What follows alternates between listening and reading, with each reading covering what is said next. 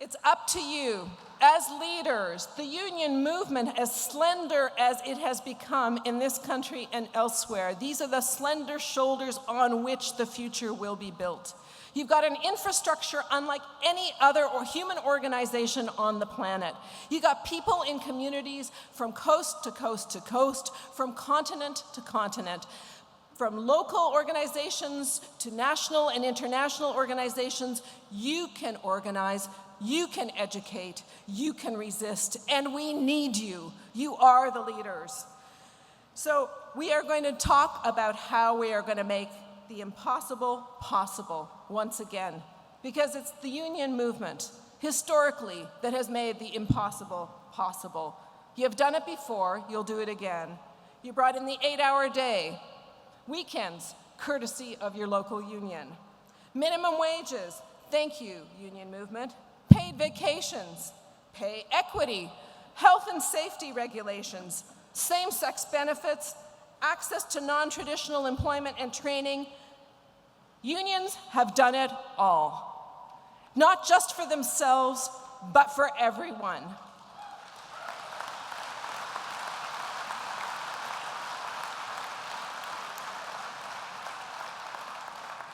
And we are again at a moment where you need to fight beyond what it is that you've got. You've got to fight for everyone. It's a hell of a job, and we need you to do it. Why? Because now the employers are again looking for a way to undo what you have done. All the things I listed was ways in which you took the power of the employer to have arbitrary changes and favor some people against others and take all the money and run. You took that power away from them, bit by bit, year after year. What we're talking about, the moment we're talking about right now, is historic. We haven't been at a crossroads like this of 3 revolutions in one: industrial revolution, information revolution, democratic revolution, all together. Anything is possible at this moment. So whatever you did as a union movement, that was then, this is now. What are you going to fight for next? What is our goal next? You know, here in the United States and in Canada, we are worried that the long arc of history is at a turning point. For millennia, for hundreds of years, for decades, for generations, every generation has done better than the previous one. And here we are openly talking about, will my children have the type of access to opportunity I did? Will they have the ability to earn the same kind of living that I have? I'm looking around this room, there's an awful lot of boomers sitting here. What's the torch we're going to pass on to the next generation? How are we going to make sure that our middle class gets moved on to the next generation? As Nancy Pelosi was talking about, the middle class makes any nation. That's what everybody wants, is a piece of security, a piece of economic security where you can let your shoulders down, enjoy life, and live to your potential. Live your dream a little bit. Be a full human being without watching over your shoulder every moment. That is what the middle class means. That's why everybody wraps themselves up in the middle class flag. So, are we at an inflection point for progressives? Does it mean that we're not going to be able to pass on the middle class to the next generation? Are things really going to get worse for the most affluent country in the world at this point in time, where the global economy is about to explode with new potential? No way. No way. You know, the International Brotherhood of Electrical Workers put out a video not long ago showing all the different ways employers had conspired to stop unions from organizing. Why? Because unions are powerful. You are still enormously powerful. You can stop employers in their tracks through grievances. You can make suggestions on how to make things better. You make life better for everyone, not because only you pay people more, but you give them a voice, you give them a democratic access to changing the real lived conditions of their daily lives. You are powerful in a kind of David and Goliath way these days, and God knows there's enough Goliaths to go around. In fact, some people have been starting to talk about life almost like it was 100 years ago, a return to the Gilded Age. Did you know that in India, right now, there are 55 billionaires whose net worth is equal to a sixth of that country's GDP? In the US right now, there are 413 billionaires. Their net worth is equal to 10% of your GDP. In Russia right now, there are 101 billionaires. Their net worth is equal to 29% of that nation's GDP. And Warren Buffett today said in the newspapers, "Tax me, baby." He said in 1992, the 400 richest Americans had a pre-tax income of $16.9 billion and were taxed at 29.2%. In 2008, not the same people, but the 400 richest Americans had a pooled income of $90.9 billion, and they were taxed at a smaller rate. Nancy Pelosi was talking a little bit about it. The video was talking about it. Look, we're almost recreating the world of the 1920s and the Roaring '20s. Tax rates are back on millionaires where they were in the 1920s. We built a country out of that age of corruption, greed, and excess. We built a world that the rest of the world turned to and said, "We want some of that." We can do this, but it takes a 100-year itch that you want to scratch. We have to scratch it together. Now, we are seeing that inequality is stirring the apple cart everywhere. We don't know where it's going to topple next. We saw the Arab Spring, which was about huge amounts of inequality that were triggered by rising food prices. That was the trigger for them. They had been living with huge amounts of inequality and corruption for years, but when you can't feed your kids, something gives. And that's what triggered the Arab Spring. Then we saw, on the other side of the pond just a few weeks ago, the London riots, which were apparently about nothing. They weren't political. They were about just getting more stuff because they could.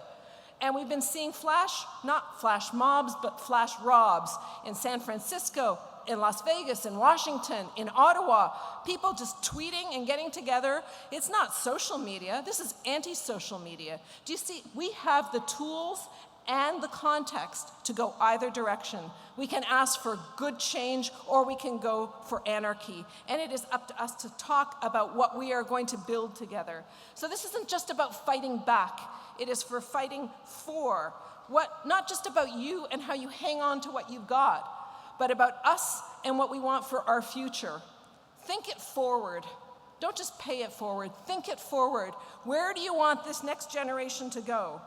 So let me suggest to you that if you are going to make the impossible possible now, if you are going to be the leaders for us, we're going to need a little bit of movement going on here. We're going to need a little bit of change, something a little bit out of the ordinary, not just hanging on to what we got, but actually changing what we've got.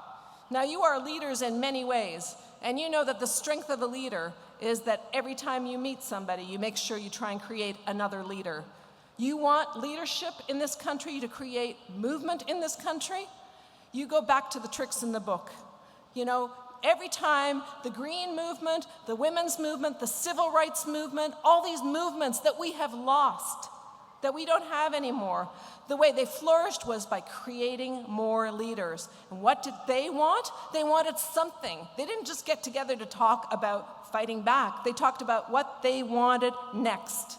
So let's start thinking about what is it that we want next to fight for, not just to fight back. Think about how every time you are sitting at a collective bargaining table and somebody introduces a two-tier wage package or a two-tier benefit package, how you say no, because it is not about you, it is about us. It's about the next generation of workers that are going to come behind you.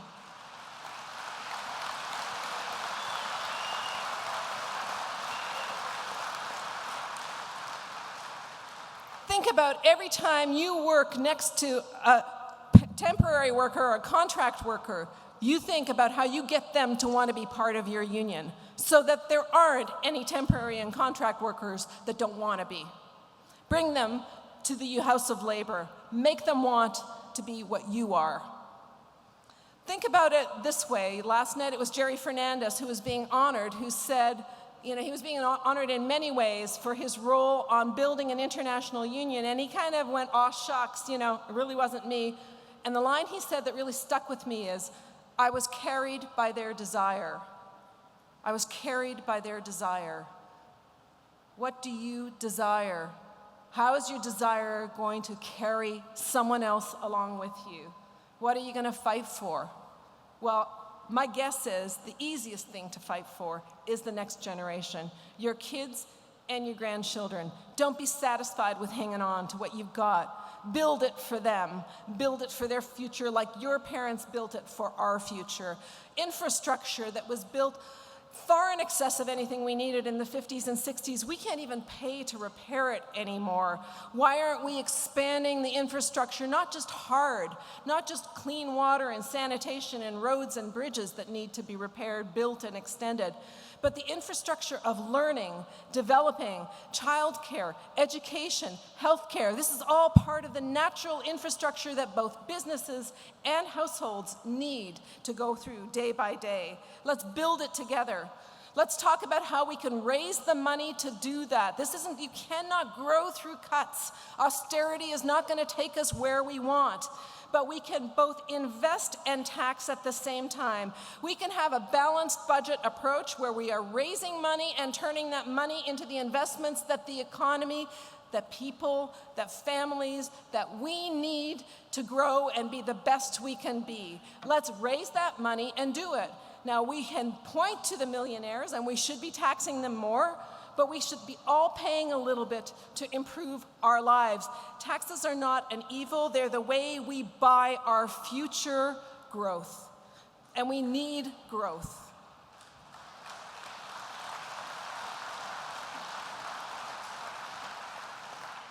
So we can talk also about how we support our own economies. You know, in BC, we have the CUPE, which is a public sector union, Canadian Union of Public Employees, has got a 10% solution.